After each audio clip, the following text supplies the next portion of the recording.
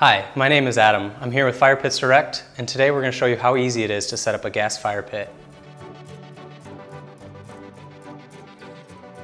Today we're going to take a look at how to set up our gas fire pit with natural gas. You could just as easily do a liquid propane application with just a few minor component adjustments. So let's take a look at the components that we need in order to build our gas fire pit. So the first thing we're going to do today is build our enclosure. Then we're going to move into putting in our installation collar, which will hold up our gas fire pit kit. The kit includes a burner, a pan, a shutoff valve, a flex line, and the fittings necessary for assembly.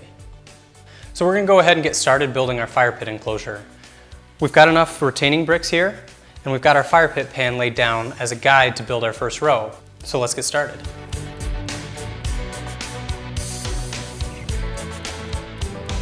So this is our one special brick.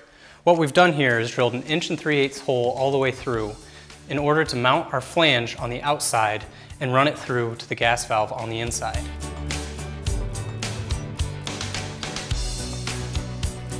So now that we've finished our enclosure, the next step is to install our installation collars. What we've got here is what we would call a flexible installation collar to allow some bend in order to fit our application perfectly.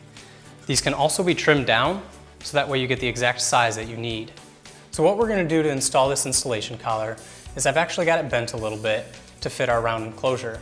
And we recommend installing it about 3 to 4 inches below the top finished level of your fire pit enclosure. So that's what I'm going to do here. In order to install this properly, I'm going to pre-drill a hole into our block and anchor it in with a 3/16 inch screw.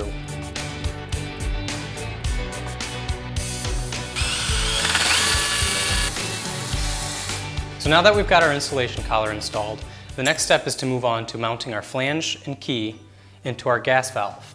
Our blocks are so thick today that we're going to be using an extender.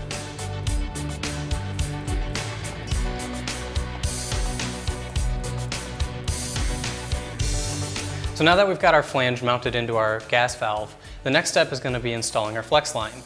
We've got here a whistle-free flex line. Typically we don't recommend bending these flex lines very sharply. However, if necessary, try to bend them as wide as possible.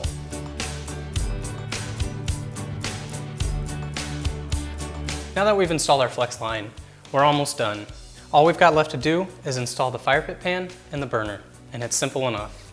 So now that we're at this point, I've got the street elbow coming up through the burner port here in the middle of the fire pit pan.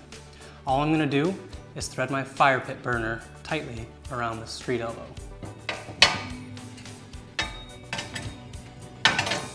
Now that we've got it dropped in, we can install our fire pit pan.